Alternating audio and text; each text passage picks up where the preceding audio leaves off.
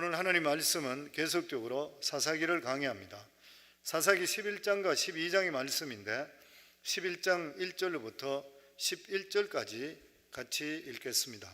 사사기 제 성경은 380페이지입니다. 사사기 11장 1절로부터 11절까지만 읽겠습니다. 길르앗 사람 입다는 큰 용사였으니 기생이 길르앗에게서 낳은 아들이었고 길르앗의 아내도 그의 아들들을 낳았더라. 그 아내의 아들들이 자라매 입다를 쫓아내며 그에게 이르되 너는 다른 여인의 자식이니 우리 아버지의 집에서 기업을 잊지 못하리라 한지라. 이에 입다가 그의 형제들을 피하여 돕 땅에 거주하며 잡류가 그에게로 모여와서 그와 함께 출입하였더라. 얼마 후에 암몬 자손이 이스라엘을 치려하니라.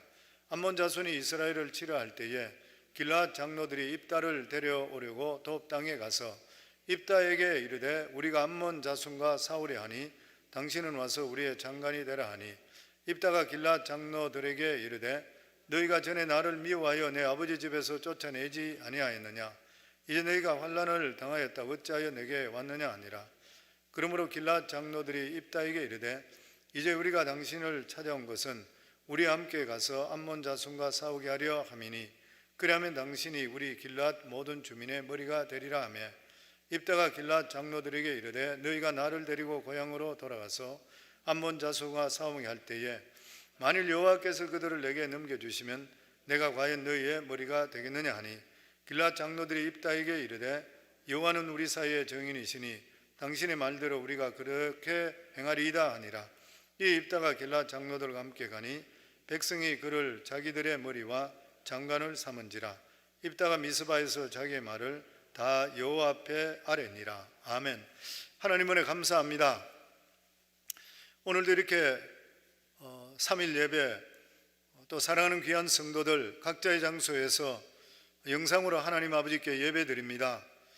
저희들이 우리 마음이 있는 장소, 우리가 하나님을 사랑하는 그 장소가 주님께서 임재하시고 역사하시는 그러한 장소인 줄 믿사오니 오늘도 예배드리는 그 장소가 복을 받을 수 있도록 해주시고 오늘도 말씀을 따라서 우리가 더욱더 성령 충만할 수 있도록 하시고 믿음의 믿음을 다할 수 있도록 해주시어 어떠한 어려움도 뛰어넘을 수 있는 능력 있는 삶을 사는 저희들이 될 수 있도록 축복해 주시옵소서.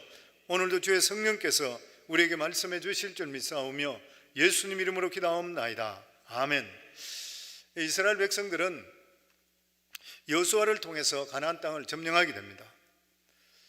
그런데 점령하고 나서부터 그들은 또한 하나님과 멀어져 우상을 섬기게 된 거예요. 그랬을 때 하나님께서 이스라엘 백성들을 징계하는 것을 이방 민족을 들었었습니다. 메소포타미아의 그 구산 왕으로부터 무려 그 8년 동안, 그리고 모압에게 18년, 그리고 가나안에게 20년, 미디안 족속들에게 7년 동안 또 이렇게 압제당하고 고난을 당할 때에 그때 하나님께서 기드온을 찾아가셔서 그를 들어 세우십니다. 기드온은 가장 연약한 므낫세 지파 중에 연약한 그러한 집안이었는데 하나님께서 그를 용사라 이렇게 세우시고 그리고 그를 통해 300용사를 통해서 미디안 13만 5천 명을 모두 다 전멸시켜 버렸습니다. 기드온은 상당히 소심했고 그리고 하나님께서 말씀하는데도 불구하고 그는 확신을 갖기 전에는 움직이지를 않았습니다. 항상 표적을 구했습니다. 이렇게 해서 그는 확실히 물어보고 그리고 하나님 말씀의 순종함을 통해 큰 승리를 거두었습니다. 그런데 기드온은 처음에는 승리했지만 이러한 기드온이 말년에 들어가서 돈과 여자와 명예를 탐하다가 결과적으로 실패하는 지도자가 되었습니다. 그리고 금으로 만든 에봇을 만들어 놓는 바람에 이스라엘 백성들이 우상 숭배하는 신으로 섬기게 됨을 통해 큰 죄악을 끼치게 되었습니다. 그래서 우리가 이 사사기를 통해서 우리에게 교훈하는 첫 번째가 뭐냐면은 하나님의 백성이 믿음으로 살지 않게 되면 하나님의 백성의 원수가 강해진다. 이방 민족들을 들어서서 이스라엘 백성들을 징계하는 것이요. 오늘 말씀에도 보면은 사사 입다에 대한 말씀인데 그 당시에 이스라엘 백성들이 또다시 하나님을 섬기지 못하고 불신앙에 빠졌을 때에 이스라엘 주위 나라들이 이스라엘을 압박했습니다. 사사기 10장 6절에 9절에 보면 이스라엘 자손이 다시 여호와의 목전에 악을 행하여 바알들과 아스드라웃과 아람의 신들과 시돈의 신들과 모압의 신들과 암몬 자손들의 신들과 블레셋 사람들의 신들을 섬기고 여호와를 버리고 그를 섬기지 아니하므로 여호와께서 이스라엘에게 진노하사 블레셋 사람들의 손과 암몬 자손의 손에 그들을 파심해 그 해에 그들이 요단강 저쪽 길르앗에 있는 아모리 족속의 땅에 있는 모든 이스라엘 자손을 쳤으며 18해 동안 억압하였더라. 암몬 자손이 또 요단을 건너서 유다와 베냐민과 에브라임 족속과 싸움으로 이스라엘의 공고가 심하였더라. 이 말씀은 이스라엘이 우상 숭배함을 통해서 암몬이 강해졌다는 것이에요. 하나님의 백성이 하나님을 떠나게 되면 원수가 강해지는 거예요. 늘 말씀드리는 대로 믿음의 삶에서 벗어나게 되고 하나님에서 멀어지기 시작하면 보호막이 약해짐을 통해 악한 사단이 일어나는 것이에요. 그래서 원수들이 일어나는 것입니다. 그래서 우리 삶 속에 가정의 문제, 건강의 문제, 여러 가지 문제들이 생기게 되는 것이에요. 우리를 괴롭히는 것은 사탄 대적이잖아요. 하나님 말씀에 순종하고 믿음으로 살면 주위의 대적들이 힘을 잃게 됩니다. 그러나 믿음에서 빠지게 될 때는 대적들이 일어나서 우리를 옥죄는 것이에요. 이게 영적인 이치인 것입니다. 우리가 사사 입다라고 하면은 항상 기억하고 있는 것이 서운 잘못해서 자기 딸을 제물로 죽이게 된 참 불행한 사사다, 이렇게 우리가 기억하고 있습니다. 이스라엘에는 12명의 사사가 있습니다. 첫 번째는 온넬이라고 갈렙의 조카이고 사위였죠. 그리고 그 중에서 또한 이름들이 나오는 것이 보면, 활동했는 사람 보면 4대가 보면 드보라 사사, 5대가 기드온, 그리고 8대가 입다, 그리고 12대가 삼손, 이렇게 나오고 다른 사사들은 성경에 별로 비중을 두지를 않습니다. 그런데 입다는 좀 특별한 그런 사람입니다. 어떤 목사님은 입다를 한국의 홍길동으로 비유했습니다. 이유가 있는 것이요. 왜냐하면 홍길동과 같이 서자고 기생에서 났습니다. 그래서 11장 1절에 3절에 보면 길앗 사람 입다는 큰 용사였으니 기생이 길앗에게서 낳은 아들이었고 길르앗의 아내도 그의 아들들을 낳았더라. 그의 아내의 아들들이 자라매 입다를 쫓아내며 그에게 이르되 너는 다른 여인의 자식이니 우리 아버지 집에서 기업을 잇지 못하리라 한지라. 이에 입다가 그의 형제들을 피하여 돕 땅에 거주하며 잡류가 그에게 모여와서 그와 함께 출입하였더라. 길르앗 사람 입다는 큰 용사였는데 기생이 길르앗에서 낳은 아들이라. 이 길르앗이 누구냐 하면은 므낫세 지파의 그 지파의 마길의 아들입니다. 그러니까 이 성경에 보면 길르앗 하는 이야기 많이 나오죠. 이번에 그 코로나 바이러스 약을 이제 치료제로 이번에 다시 FDA 어프로브 받았던 그 회사 이름도 길리아드인데 그게 길르앗입니다. 그 유대 회사인 것 같아요. 그러니까 이 길르앗이라는 것은 그 요단강을 해서 이스라엘 백성들이 출애굽해서 요단강을 건너서 가나안 땅에 들어가는데 이 가나안 땅 들어가기 전에 바산왕 옥하고 아모리 왕 시혼을 처무집니다. 그쪽 지역이 길르앗인 것이요. 그리고 거기에 세 지파가 남게 되죠. 루벤 지파와 갓 지파와 그리고 므낫세 반 헤프가 므낫세 반 지파가 그곳에 있게 됩니다. 그러니까 이 길르앗이라고 하는 것은 므낫세 반 지파의 후손들인 것이에요. 그런데 그게 길르앗에서 낳은 아들이었고, 그리고 길르앗의 아내도 그 아들들을 낳았는데 본체에서 아들 낳는 아들들이 이 기생에서 낳는 아들들을 쫓아내 버리는 것이에요. 그래서 홍길동도 서자이고 어머니도 기생인 거예요. 홍길동도 적자들의 따돌림 때문에 쫓겨났던 것이 입다도 마찬가지입니다. 그 입다도 쫓겨나서 잡류들이라 그래. 지금으로 이야기하면 건달들이나 백수들이나 이런 사람과 함께 패거리가 되는, 홍길동은 똑같은 것이에요. 보면 입다로 보면 희망도 없고 앞길도 막히는 그런 상태였습니다. 그런데 11절에 보면 입다를 보고 이 기도원과 마찬가지로 큰 용사라 그랬어요. 왜 큰 용사로 부른 것인가? 무엇이 다른 점이 있는 것인가? 저는 오늘 입다의 장점과 약점을 한번 서로 알아보기를 원합니다. 이 입다가 큰 용사로 불리게 됐던 가장 첫 번째가 뭐냐면은 하나님에 대한 믿음이 있던 사람입니다. 아무리 어려운 상황이 있다 하더라도 믿음이 있으면 일어나는 것이요, 아무리 비참한 처지에 있고 열악한 환경이 있다 한다 하더라도 믿음이 있으면 절대로 포기하지 않나요. 그래서 인생에 가장 우리 믿는 사람의 중요한 게 뭐냐면 우리가 믿음을 가졌다는 거예요. 믿음을 가졌다는 것은 뒷배경이 있다는 것이에요. 우리는 믿는 데가 있는 것이에요. 하나님이 계시는 것이에요. 사람들은 안 되지만 우리들은 될 수 있는 것이 하나님이 함께 하시면 되는 것이에요.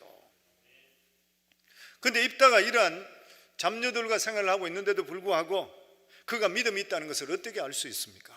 9절 말씀해 보면 입다가 길앗 장로들에게 이르되 너희가 나를 데리고 고향으로 돌아가서 암몬 자손과 싸우게 할 때에 만일 여호와께서 그들을 내게 붙여 넘겨주시면 내가 과연 너희의 머리가 되겠느냐? 길앗 장로들이 도와달라고 찾아왔을 때에 만일 하나님께서 나에게 능력을 주시어서 이기게 되면 머리가 될 수 있겠느냐? 그 말이 뭐냐면 내게 능력이 있는 것이 아니라 승리는 하나님이 주시는 것이다. 하나님께서 나를 사용하게 되셔서 나에게 승리케 하게 될 때는 내가 머리가 되겠느냐? 여호와 신앙을 고백하고 있는 것이요.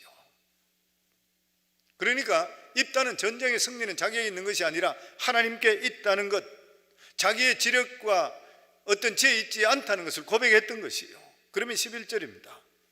이 입다가 길앗 장로들과 함께 가니 백성이 그를 자기들의 머리와 장관을 삼은지라 입다가 미스바에서 자기의 말을 다 여호와 앞에 아뢰니라. 여호와 앞에 아뢰었다는 것은 하나님께 기도했다는 것이요. 기도의 재단이 있는데 거기 가서 하나님께 하나님 저에게 능력 주시어서 이들을 무찌르게 해주시옵소서, 그렇게 기도했는 것이요. 자신의 처지는 굉장히 비관적인데도 불구하고 그는 큰달과 어울리고 살던 그런 자인데도 불구하고 하나님을 경외하고 기도했던 그런 사람인 것이요. 그래서 성도님들, 지금 현재 상태에 혹시나 자녀들 중에서도 믿음 안에 들어오지 않고 좀 건달 같은 그런 자녀들이 있다 하더라도 실망하지 마실 게 기도하시면 돼요. 기도하시게 될 때는 하나님께서 그 사람을 변화시켜서 위대한 영도자, 위대한 지도자로 만들어 주시는 것이요. 겉은 안 그런 것 같은데 때가 되면 하나님께서 그래 주시는 것이요. 성도님, 그렇기 때문에 우리 자녀들을 보더라도 기도하실 때 그냥 큰 꿈 꾸시고 큰 용사라고 아예 마음속으로 생각하시면서 우리 아들 큰 용사 되게 하소서, 이렇게 기도하시기 바랍니다. 믿음은 바라보는 것이 실상이라 그랬으니까 언젠가는 때에 대해서 이루어 주실 줄을 믿습니다. 그리고 이 입다는 과거의 원한에 대해서 연연하지 않았습니다. 이스라엘의 암몬 자손이 쳐들어와서 풍전등화 같은 이 난국에 처해졌던 거예요. 그들을 대적할 수 있는 사람을 찾다 보니까 못 찾았어요. 그러다가 입다를 찾게 되었습니다. 아마 입다는 그 당시에 이 잡류들과 같이 있다고 하는데 이미 어느 정도까지 군사력을 거느리고 있던 사람인 것 같아요. 7절에 보면 입다가 길앗 장로들에게 이르되 너희가 전에 나를 미워하여 내 아버지 집에서 쫓아내지 아니하였느냐? 이제 너희가 환난을 당하였다고 어찌하여 내게 왔느냐 하니라. 나를 쫓아내고 이제는 어떻게 다시 와서 나에게 부탁하느냐? 입다는 그들에게 한이 있었습니다. 그래서 아니 쫓아낼 때는 언제고 부탁할 때는 무엇이냐? 그럼에도 불구하고 그들의 청을 입다는 응하는 것이요. 무슨 말이냐면은 이것은 개인적인 원한 문제가 아니라 국가에 대한 일인 것이고 하나님의 일이래요. 그래서 마음을 바꾸게 됩니다. 입다는 명분이나 자존심보다도 하나님께 쓰임받고 나라에 쓰임받는 게 훨씬 더 중요하게 생각했던 거예요. 교회도 마찬가지인 것이요. 명분이나 자존심보다 필요하다고 생각될 때는 기쁨으로 헌신하셔야 돼요. 하나님께서 순종하는 자는 절대로 그냥 두지 않습니다. 하나님 살아 계시거든요. 교회 와서 처음에는 잘 모르지만 순종하면서 착실하게 신앙생활하는 사람 5년 정도 지나면 두각을 나타냅니다. 10년 정도 지나면 적당히 신앙생활하는 사람 그 사람 절대 못 따라갑니다. 10년만 지나보면 충성된 사람, 그렇지 않는 사람은 하늘과 땅 차이 나는 거예요. 나중에는 그 간격을 좁힐 수가 없는 것이요. 뒤처진 사람이 앞사람 못 따라잡습니다.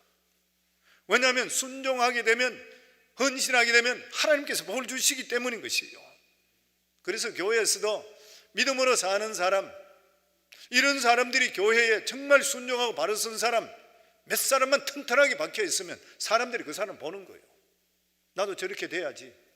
그러면 순종하는 것이에요. 저는 평신도에 있을 때에 그런 교회에서 그런 걸 너무 많이 겪었습니다. 사람들 보면서 교회 리더십에 확실한 사람이 있는 게 이렇게 중요하구나. 예전에 그런 이야기 들었잖아요. 교회 안수 집사라고 하는데도 불구하고 제가 집사장이 됐을 때 보니까 11조도 옳게 잘 안 하는 거예요. 그냥 교회도 주일만 나타나고 안 나타나. 잘 안수 집사는 장로급인데 이 침례교회는 나이는 들고 사회적으로는 온갖 활동을 다 하는데, 그러니까 교회 안에서는 존경을 못 받는 것이에요.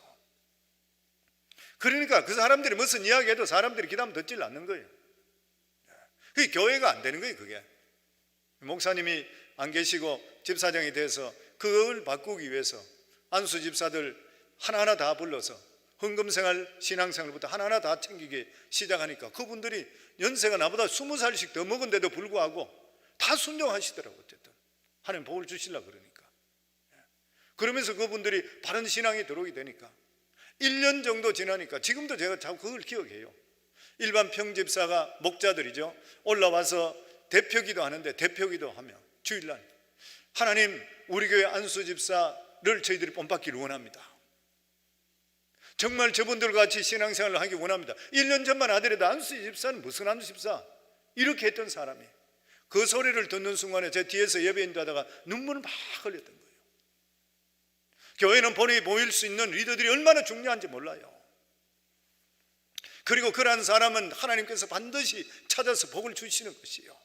저는 우리 성도님들이 그렇게 되기를 모두 다 우리 교회 정말 선교하는 교회고 우리 교회는 특별한 교회잖아요. 일당백의 교회잖아요. 이런 역할을 감당하시면 거기에 합당한 하나님의 능력을 받을 수 있는 큰 용사들이 다 되기를 주 이름으로 축원합니다. 그런데 어떤 사람이 크게 쓰임받는 것인가? 돈 있는 사람인가? 실력 있는 사람인가? 성경은 아니라 그래요. 깨끗한 사람이라 그랬어요. 디모데후서 2장 20절에 21절에 보면 큰 집에는 금그릇과 은그릇뿐 아니라 나무그릇과 질그릇도 있어 귀하게 서는 것도 있고 천하게 서는 것도 있나니 그러므로 누구든지 이런 것에서 자기를 깨끗하게 하면 귀한 그릇이 되고 사람을 보고 그릇이라 그래요. 사람을 보고 이거 그릇이라고. 그릇이 되어 거룩하고 주인의 서심에 합당하여 모든 선한 일에 준비함이 되니라. 자신을 깨끗하게 하면 귀한 그릇이 된다. 귀한 인물이 된다. 그릇의 종류와 자질하고 전혀 상관없다. 돈이 있고 없고 하고 전혀 상관없다. 학벌하고 전혀 상관없다. 가문하고 전혀 상관이 없다는 것이요. 깨끗하라. 하나님께 사람을 들어서는 기준이 뭐냐면 깨끗함이라, 청결함이죠. 거룩함인 것이죠. 그래서 거룩이 능력이요, 깨끗이 능력인 것이요. 예수 믿는 사람이 정직이 능력인 것 똑같은 것이요. 입다는 비록 자기 자신의 신분은 기생의 아들이었습니다. 잡류들과 같이 어울렸던 것이요. 그럼에도 불구하고 그는 하나님에 대한 믿음은 확실했어요. 그리고 자기 자신을 돌보면서 다녔던 것이요. 그러자 환난을 당했을 때에 지도자가 없으니까 지도자를 세워야 된다고 했을 때에 기생의 아들을 세우는 거예요. 사람들이 볼 때 그 사람이 존경할 만한 충분한 가치가 있다고 생각했던 거예요. 수많은 사람 가운데서. 그래서 우리 모두 나도 항상 자기 자신을 깨끗한 그릇으로 준비해야 됩니다. 정결한 그릇으로 있게 될 때는 언젠가는 하나님께 쓰임받는 거예요. 하나님께서 이렇게 세워주시게 되어 있는 것이에요. 그리고 과거의 원한에 마음 두지 말고 툴툴 다 털어버리고 일어설 수가 있어야 돼요. 바로 입다는 그런 사람이었습니다. 또 뿐만 아니라 이 입다는 믿음의 눈으로 미래를 보는 사람이었어요. 24절에 보면 내 신 그모스가 내게 주어 차지하게 한 것을 내가 차지하지 아니하겠느냐. 우리 하나님 여호와께서 우리 앞에서 어떤 사람인지 쫓아내시면 그것을 우리가 차지하리라. 이 무슨 말이냐면, 그 당시 암몬 자손이 쳐들어와서 무슨 말했냐면, 길라앗 너희들이 가지고 있는 이 땅이 우리 땅이다. 그리 내 나라 너희들, 그렇기 때문에 너희들은 다 여기서 나가든지 다 뺏겠다는 것이에요. 그랬을 때 지금 입다 그리 이야기해요. 너희가 섬기는 신 그모스가 너희들을 통해 차지한 땅을 주었는데, 그러면 그 차지한 땅을 너희가 차지하지 그것을 넘겨주겠느냐? 하나님께서 우리에게 주시는 이 땅 빼앗아서 우리가 하나님께 주신 땅을 왜 너희들에게 주냐? 그리고 실제적으로 그 땅은 암몬 자손 땅이 아니라 이게 바산왕 옥과 아모리 족속 시온 왕, 그러니까 출애굽했을 때 모세와 함께 그 길을 그 땅을 차지하게 됐던 거예요. 굉장히 기름진 땅입니다. 그러니까 이 사해를 지나서 오른쪽 동쪽에 있는 그 땅이 위쪽으로 갈릴리 호수부터 해서 헐몬산까지 지역, 그 전체 지역이고요. 이 지역이 굉장히 기름진 땅인 거예요. 그러니까 루벤 족속과 갓 족속과 그리고 므낫세 반 지파들이 자기들이 짐승들이 많고 초목이 많아야 되는데 기가 막힌 땅인 거예요. 그러니까 자기들이 이 땅을 달라고 해서 거기 있었던 거예요. 그 지금 하는 이야기가, 하나님께서 땅을 주는데 너 무슨 소리 하고 있냐? 그리고 너희 땅이 아니지 않느냐? 우리가 빼앗았지 않냐? 하나님께 뺏겨줬지 않냐? 그 말하는 것이에요. 믿음의 사람은 역사 속에 역사하시는 하나님을 바라볼 수 있어야 됩니다. 역사는 사람이 운행하는 것이 아니라 하나님이 운행하시요. 인류의 모든 생사 화복 역사는 하나님께 주관하시는 것이요. 하나님께서 함께 하시면 무슨 일이 다 할 수가 있는 것이에요. 그래서 믿는 자들이 할 수 있거든요. 무슨 말이냐? 믿는 자에게 능치 못함이 없느니라. 역사는 하나님이 주관하시기 때문에 하나님 앞에 모든 것이 열려 있는 것이에요. 하나님은 무엇이든지 바꿀 수 있습니다. 그래서 믿음은 초자연적인 것이에요. 기적이 일어나는 것이에요. 기적이라는 것이 무엇입니까? 일반 순서에서 바뀌는 게 순서잖아요. 일반적인 자연적으로 가는 데서 초자연적으로 하다가 바뀌는 게 기적이잖아요. 그런데 하나님께서 만드시기 때문에 얼마든지 하나님 바꿀 수가 있는 것이에요. 그래서 망할 사람이 성공하고 죽을 사람이 살고, 이게 하나님 앞에서는 얼마든지 일어날 수가 있는 것이에요. 하나님만 개입한다면 얼마든지 일어날 수 있어요. 그래서 예수 믿는 사람은 좌절하시면 안 되고 부정적인 말하시면 안 되는 것이에요. 왜냐하면 하나님은 긍정적이고 모든 걸 할 수 있는 분이기 때문에 하나님 자녀들은 우리 입술의 고백부터 변경될 수가 있으셔야 돼요. 그런데 불신앙인 사람은 어떻습니까? 하나님 말씀을 안 믿는 것이에요. 보면. 그러니까 능력이 안 나타나는 것이에요. 이스라엘 백성들이 가데스 바네 광야에서 12명의 정탐꾼들을 보냈을 때 10정탐꾼은 불신앙의 사람이에요. 그 사람은 환경만 들여다봤어요. 하나님 안목으로 보려고 하지 않았던 것이에요. 자기 눈으로 자기 생각으로 보게 되니까 불신앙이 되어버렸어요. 결과적으로 비관적이니까 비관적인 일만 나왔던 것이에요. 인간들은 가만히 놔두면 죄 가운데 빠질 수밖에 없는 것입니다. 그래서 창세기 6장 5절에 보면 여호와께서 사람의 죄악이 세상에 가득함과 그의 마음으로 생각하는 모든 계획이 항상 악할 뿐인 것이라. 가만히 있으면 부정적이 다 돼버려요. 우리가 하나님의 은혜로 충만하게 되고 성령 충만하면 이분들은 이야기하는 것마다 사람들을 인커리지 시켜주고 살려줍니다. 그런데 그렇지 않는 사람은 말하다도 꼭 부정적으로 좋지 못한 초를 쳐게 돼요. 그런 사람 옆에 있으면 영적으로 죽어버리는 거예요.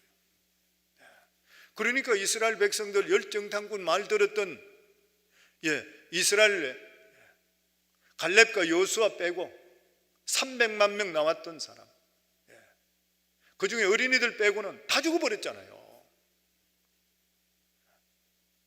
듣지 말아야 될 초천원 말 들었다 다 죽어버렸어요. 반면에 신앙의 눈을 가진 사람은 어떤 것이에요? 비전을 바라보는 것이에요. 믿음은 하나님 관점에서 보는 걸 말합니다. 말씀이 우리 속에 있게 되니까 하나님께서 이걸 어떻게 하실 것인가? 그래서 어떤 분은 그렇게 이야기했어요. 신앙은 뭐냐? 눈 바꾸는 운동이다. 우리 눈에서 하나님 눈 바꾸는 운동이다. 우리는 누구든지 눈을 다 가지고 있어요. 그런데 믿음의 눈을 가진 자만이 땅을 차지한다 그랬어요. 불신앙의 눈을 가진 자는 자신도 망하고 주위도 망하게 하는 것이에요.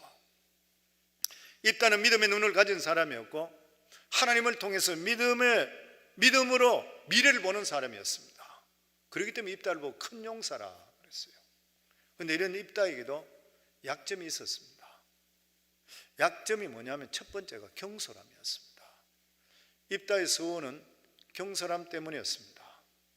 입다는 결국 암몬 전쟁에서 하나님의 능력으로 승리했습니다. 그런데 입다는 전쟁 나가기 전에 하나님 이 전쟁을 이기게 할 때는 한 가지 서원했는 것이 누구든지 자기 집에 가장 먼저 나오는 영접하는 자를 번제로 드리겠습니다. 그런데 이 서원은 너무 잘못된 거잖아요.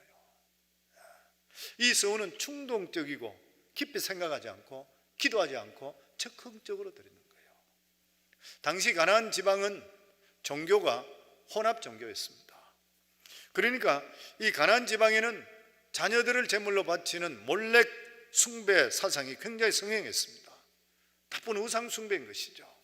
그래서 하나님께서는 몰렉 신에게 자녀를 제물로 주는 이런 악행을 절대 저지르지 말라 경고했습니다.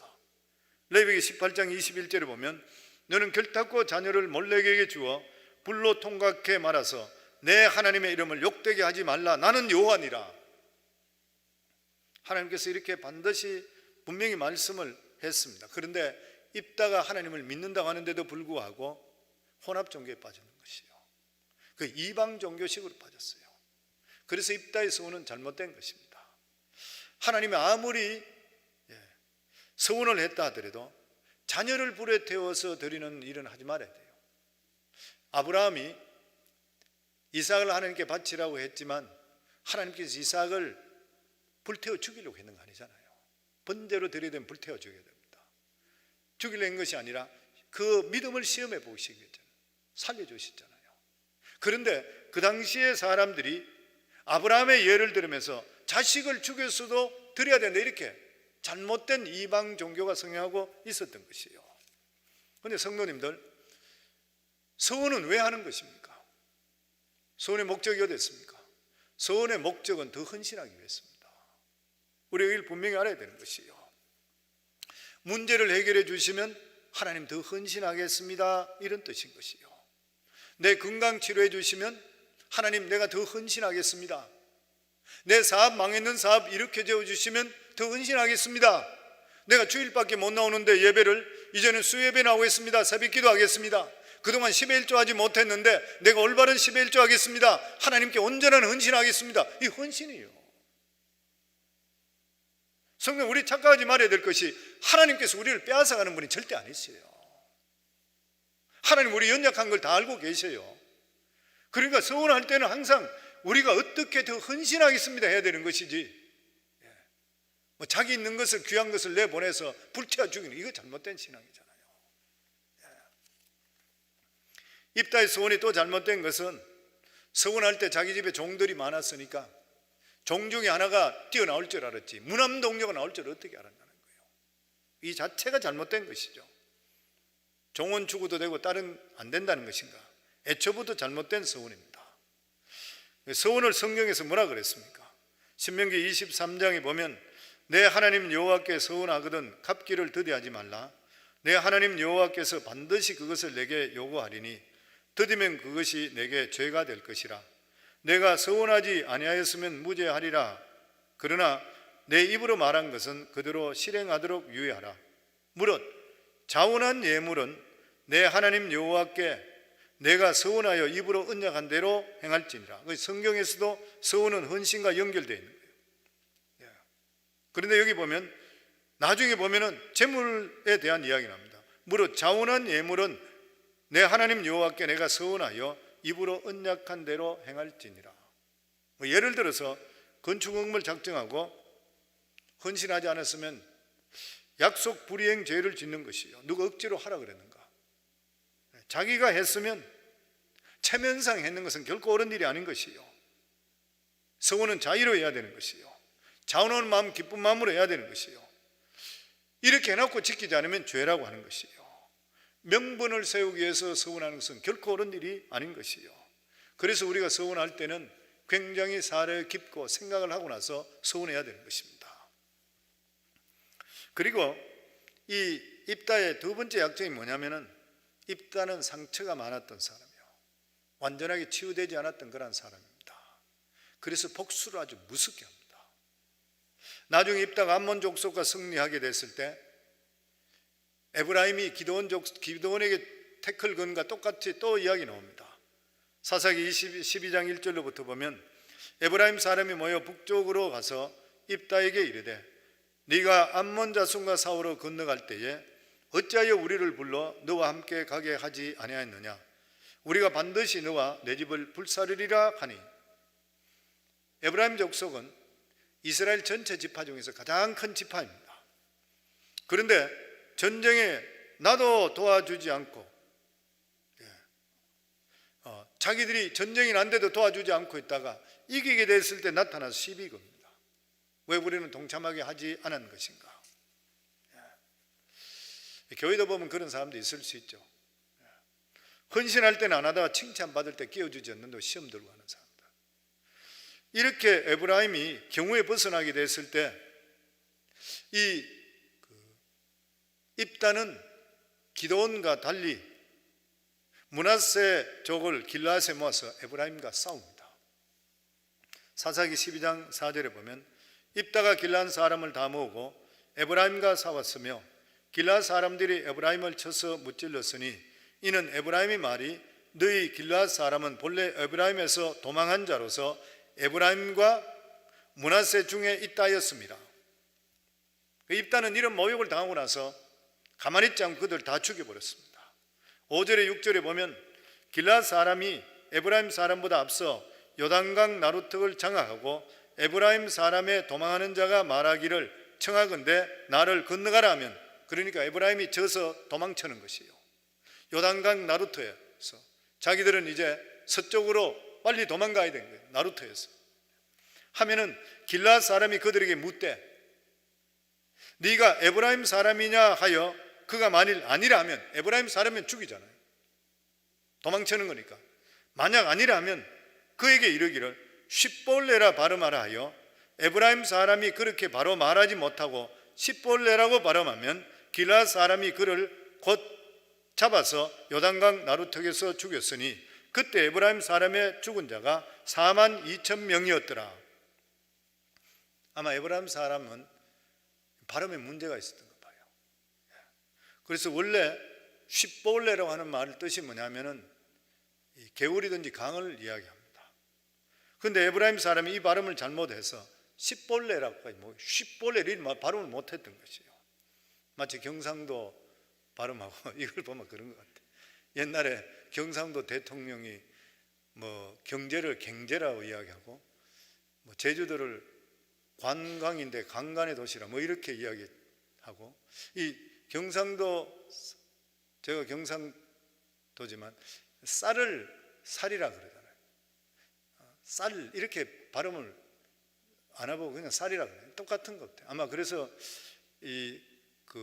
나루토에서 잡히면 쌀 해봐라 하면 못하면 살 그러면 잡혀가는 그런 식이 됐던 것 같아요.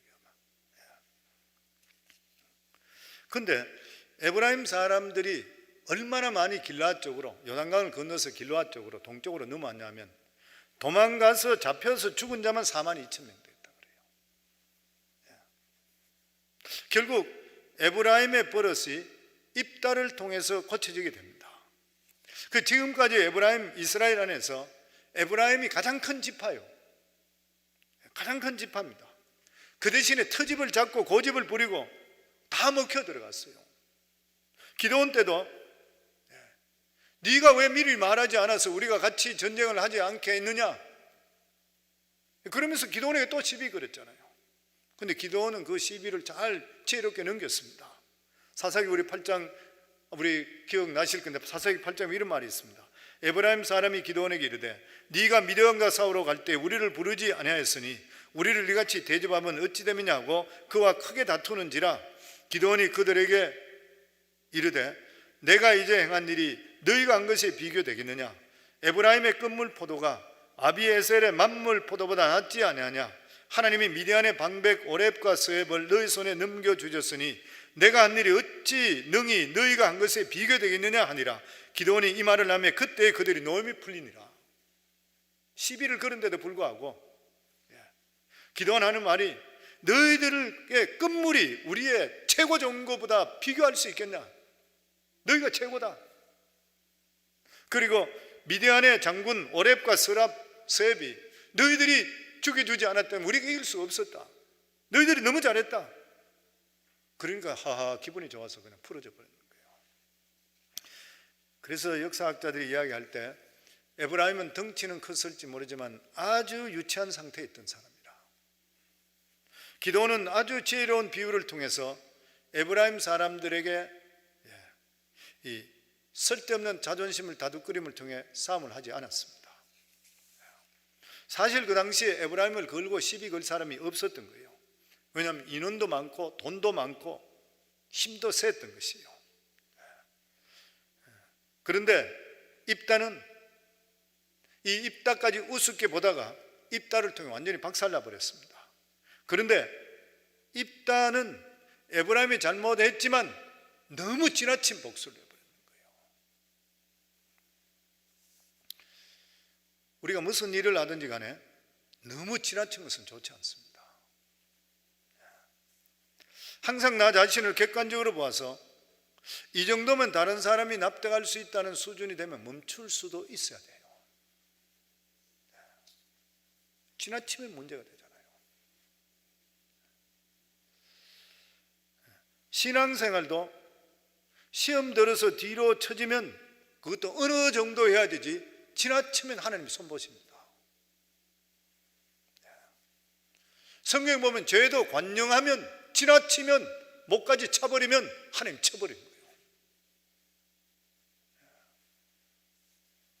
교회에서도 시험 들었다 한두 번 듣다가 그게 지나치면 하나님께 쳐버려요. 그런데 이 입다의 이러한 잔인성은 어릴 때 학대로부터 나왔을 것이라. 입다는 처음에 하나님 은혜로 잘 컨트롤 되다가 자만심 때문에 통제를 잃어버렸던 거예요. 상처 있는 사람은 상처가 치유돼야 됩니다. 리더가 되려고 그러고 행복한 삶을 사시려고 그러면 자기 상처가 치유돼야 되는 것이에요. 그 예수 믿는데도 우리 삶 속에 상처가 치유되지 않으면 성령 충만할 때는 좋아요, 전부 다가. 그런데 항상 성령 충만 안 하거든요. 성령 충만하지 않으면 옛 습성이 나오고 옛 성격이 나와버리잖아요. 예전에 제가 우리 김진홍 목사님, 우리 교회와 집회했잖아요. 그 김진홍 목사님 교회는 장로, 그때만 해도 장로, 지금은 있겠지만 장로가 없다 그랬어요. 그 왜 장로가 없냐? 장로 될 수 있는 사람이 없다 그래요. 왜 없습니까? 그러니까 전부 다가 옛날에 술주정병이고 한가닥 하는 사람들이 헷가닥 여서 했는데 이 사람이 언제 또 바뀔지 모른대요. 그렇기 때문에 아직까지 기다려야 된다 그래요. 사람 잘못 세워놓으면 어떻게 하는 거예요? 진짜 그래요. 차라리 안 세우는 게 낫지. 그 말이 맞는 것이에요, 보면. 우리가 큰 용서를 하는 기도원을 보든지 아니면 입다를 보더라도 느끼는 것이 뭐냐면 끝까지 승리하는 것이 너무 귀하다. 끝까지 믿음을 지키는 게 너무 귀하다. 끝까지 겸손하게 사는 거 너무 귀하다. 끝까지 내 믿음대로 바로 살고 하나님께 순종하는 삶을 사는 것 너무 귀하다.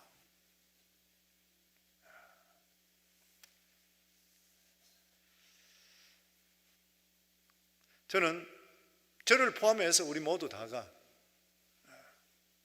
끝까지 충성하고 끝까지 믿음에 벗어나지 말고 끝까지 헌신하고 그렇게 해야지 장관 복을 받아요. 입다가 죽은 후에 여러 명의 사사가 등장합니다. 입산이든지 엘론이든지 압돈이든지. 근데 이런 사람의 사역에 대해서 성경이 전혀 언급하지를 않고 있습니다. 아마 이들이 무슨 일을 하나도 안 했는 것은 아닐 것이에요. 그런데 훌륭한 일을 했을 수도 있을 것이에요. 다만 문제는 뭐냐면은 하나님 눈에 볼 때 언급할 가치가 없는 거예요. 하나님 눈으로 볼 때야. 저는 이게 우리 삶 속에도 똑같다 생각합니다. 언젠가 우리가 하나님 앞에 설 것이에요. 언젠가 하나님 앞에 서게 되는데 내가 주여 주여 이름을 부르면서 내가 귀신도 쫓아내고 능력도 나타내지 않았습니까? 내 주님 모른다 그랬거든. 내가 교회에서 10의 1조하고 내가 뭐 교회에서 큰 일도 많이 했지 않습니까? 주님 모른다 할 수 있는 거예요. 그 우리 살아가는 삶이 하나님 앞에서 실제로 순수하고 바른 것인가? 하나님 눈에 정말 인정받을 수 있는 것인가? 이 다른 사사들이 많았잖아요. 12사도 중에서 12사사 중에. 근데 언급이 하나도 없는 것이에요. 하나님께서 보실 때는 가치 없는 일들이었어요. 그리고 다 없어져 버리는 거예요. 오늘 우리가 예수 믿고 구원받고 믿음 안에 산다고 하는데도 불구하고 저희들 삶을 끊임없이 자꾸 돌아봐야 됩니다. 저는 더더욱이나 목회자이기 때문에 굉장히 그런 부담이 많이 있습니다. 많이 있는 것이 참 말씀대로 설교하는 대로 그대로 못 살잖아요. 그럴 때 너무 많은 것이에요. 성도들이 이렇게 하세요 했는데 내가 볼 때 내가 못할 때도 있어요. 이런 말이 분명히 해야 되는데 그대로 못할 때도 있는 거예요. 하나님께 시간이나 모든 것이 다 집중되는데 그렇지 못할 때도 있어요. 우리 삶을 얼마나 하나님 가치 있게 볼 것인가. 우리 성도는 우리 모두 다가 내가 교회 하나님께 헌신하고 여러 가지 하는 일들, 여러 가지 교회하는 일들 많이 하시죠. 그런데 이게 진짜 순수하게 내가 자원하는 마음, 그리고 내가 변화되려고 하는 그런 마음으로 내가 계속적으로 하고 있는 것인가? 아니면 그냥 하니까 그냥 하는 것이다. 내가 끝까지 믿음을 지킬 수 있는 것인가? 이 우리 심각하게 우리 자신들을 생각해 봐야 된다고 생각합니다. 그래서 처음도 좋고 나중도 좋은. 그래서 저는 새벽마다 하나님 기도하고 항상 기도할 때마다 기도를 빠지지 않는 게 뭐냐면 하나님 나중이 처음보다 더 좋게 해주세요. 저 그 기도해요. 믿음도 나중이 더 좋게 해주세요. 하나님 바로 서게 해주세요. 사랑하는 귀한 성도님들, 저와 우리 성도님 모두 다가 처음보다 나중이 더 좋기를 주의 이름으로 축원합니다. 하나님 앞에 칭찬받을 수 있는 우리 모두 다 될 수 있기를 주의 이름으로 축원합니다.